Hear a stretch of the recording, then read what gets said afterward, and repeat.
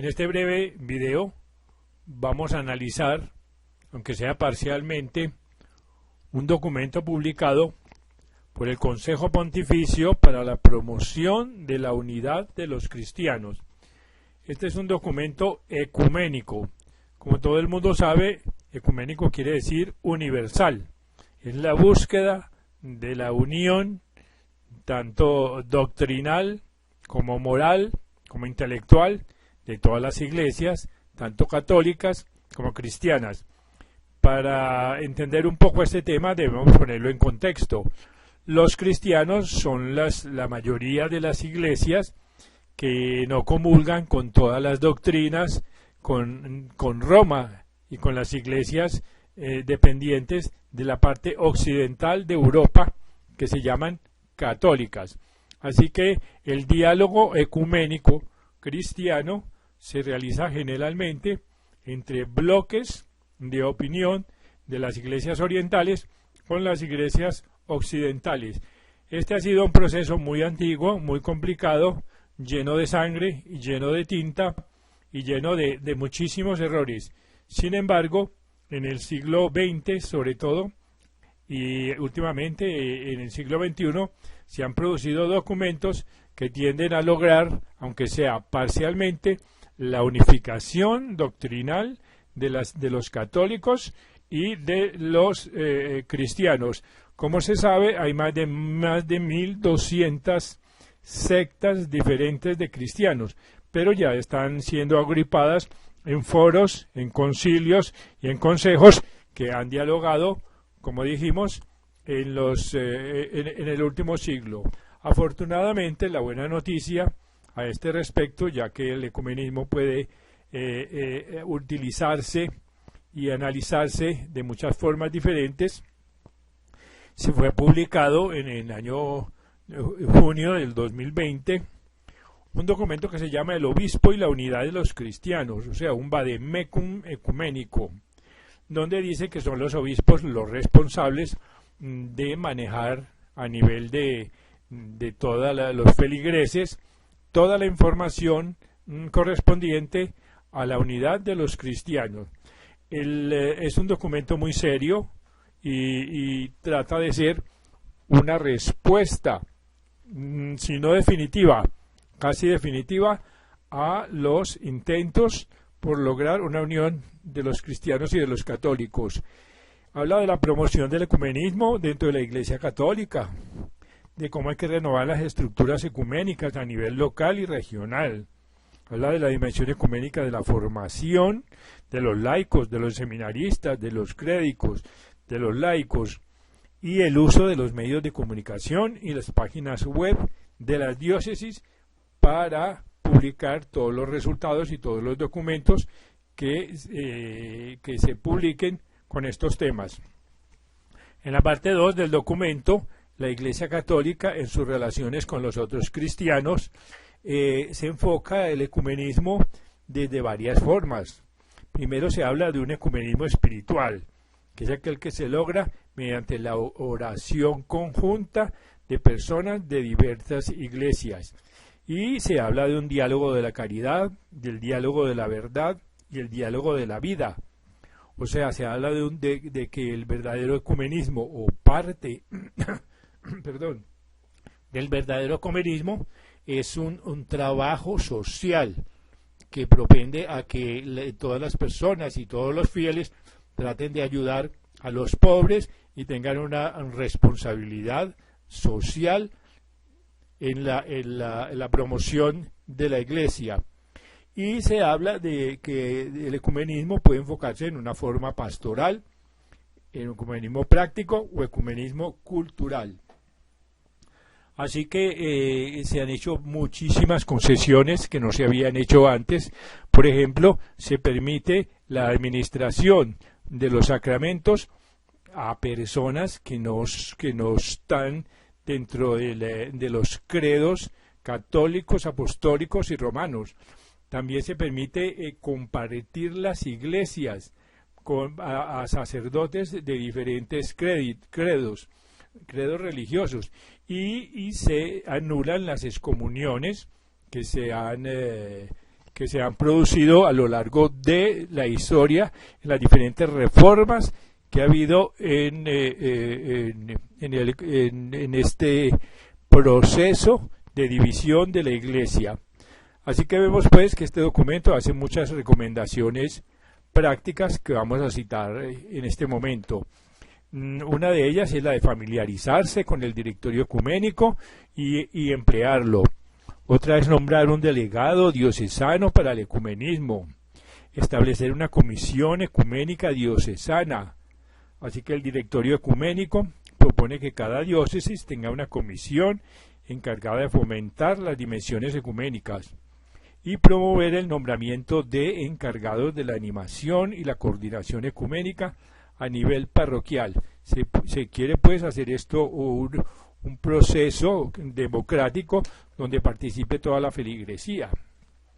Por otra parte, también se recomiendan otras regulaciones para la unidad de los cristianos, como conmemorar la Semana de la Oración por la unidad de los cristianos con una celebración ecuménica, consultar con otros líderes cristianos la posibilidad de organizar conjuntamente jornadas de estudio sobre las Escrituras, publicar en Navidad o Pascua un mensaje común con otro u otros líderes cristianos, tener una celebración ecuménica con otras comunidades locales sobre una cuestión de interés común.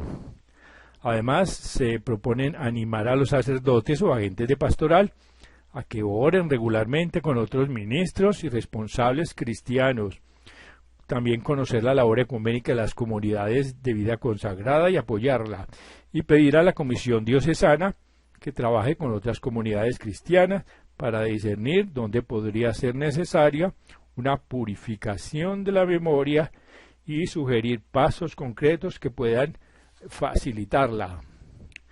Así pues, además de esto, también se recomienda dar el primer paso para encontrarse con otros líderes cristianos, orar de forma pública y privada por los otros líderes, asistir, si es posible, a la liturgia de ordenación, instalación e investidura de otros líderes cristianos, invitar cuando sea oportuno a otros líderes a las celebraciones litúrgicas, conocer los consejos de iglesia, los consejos cristianos y de los demás organismos ecuménicos presentes en la diócesis y participar en ellos en la medida de lo posible, así como reformar a otros líderes cristianos de las noticias y de los eventos importantes de la diócesis. También se recomienda identificar las necesidades pastorales comunes con otros líderes cristianos, escuchar y aprender iniciativas pastorales de otras entidades cristianas, actuar con generosidad para ayudar a la pastoral de las otras comunidades, encontrar familias interconfesionales de la diócesis, escuchar sus experiencias, presentar al clero las directrices dadas por el directorio ecuménico con relación a compartir la vida sacramental. Y si la diócesis o la conferencia episcopal no tienen directrices sobre estas disposiciones canónicas para compartir la vida sacramental de forma excepcional, y si se considera que tales directrices serían útiles en su contexto, contactar con la Comisión Ecuménica Episcopal y buscar asesoramiento sobre la propuesta o preparación de dichos textos.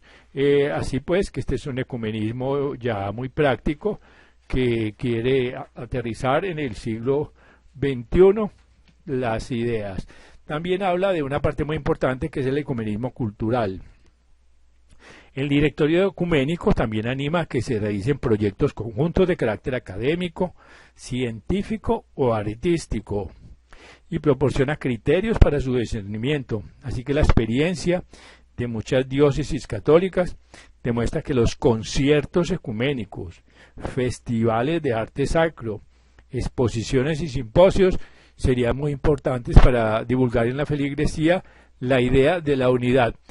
Así que este es más o menos un documento que propone ideas concretas para que el obispo se haga partícipe de la unidad de las iglesias. También hace un listado de documentos católicos sobre ecumenismo y de las instituciones que figuran como interlocutores del diálogo de la Iglesia Católica y a nivel internacional. Así que habla de las iglesias ortodoxas de tradición bizantina, de las iglesias ortodoxas orientales, de las iglesias asirias de Oriente, de la iglesia veterocatólica de Utrecht, de la Comisión Anglicana, que tiene en 39 provincias más de 85 millones de miembros.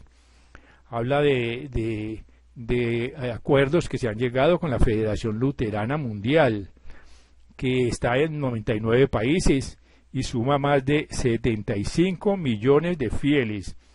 Y por otra parte, también se han hecho tratados con la Comunión Mundial de Iglesias Reformadas, con el Consejo Mundial Metodista, con la Alianza Mundial Bautista, que alberga 46 millones de miembros, con los Discípulos de Cristo, con el Movimiento Pentecostal, con la Alianza Evangélica Mundial, con el Ejército de Salvación, y por último, con el Consejo Mundial de Iglesias, creado en 1948, y que abarca a casi 500 millones de personas, con 350 iglesias, cuyos miembros se cuentan entre los ortodoxos, luteranos, reformados, anglicanos, metodistas, bautistas, evangélicos, pentecostales, iglesias unidas e independientes, que representan, como ya dijimos, más de 500 millones de cristianos de todos los continentes en 110 países, y con el Foro Cristiano Mundial, y por último con la Unidad de Iglesias Pentecostales de Europa. Así pues, existe muchísima documentación, muchísimas instituciones que han hablado y seguirán hablando sobre el tema de la unión de ecumenismo. Este documento pues es una buena noticia que esperamos que sea difundido y que se ponga en práctica en todos los continentes donde existen los cristianos. Como decimos, es la mejor noticia que le pudo pasar al tema del ecumenismo. Sin embargo, existe el tema del ecumenismo a nivel oficial.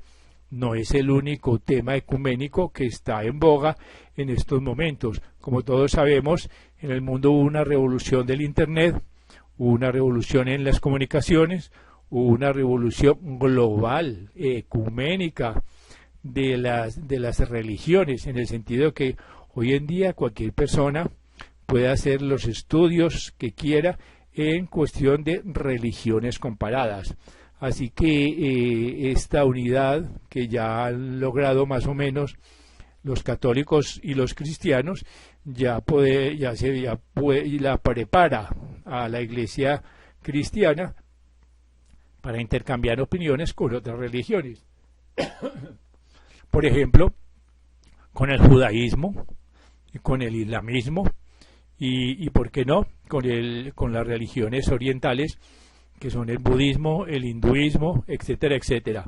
Así que esto ya son movimientos de avanzada que hacen que los cristianos estamos más al tanto de la posible unidad de todas las religiones. Sin embargo, como dicen muchas personas, lo que realmente unifica las religiones es el esoterismo. No nos olvidemos que todas las religiones del mundo tienen dos enseñanzas, una exotérica para el público general y otra que era la esotérica. Digo era porque ya terminó, porque ya se volvió pública, ya se democratizó por Internet, y era toda la metafísica universal. Ese estudio de la metafísica es lo que une realmente todas las religiones a nivel doctrinal. Pero antes de llegar allá hay que llegar a un estudio más concreto de todo, de qué es lo que unifica, qué es lo que hace una unidad todos los libros religiosos del mundo, como el Sagrado Corán, como los Sagrados Vedas de la India, como la misma Cábala judía, que es la madre de la religión judeocristiana y que tiene mucho que decir en materia de unión, tanto espiritual como doctrinal, en el diálogo judeocristiano.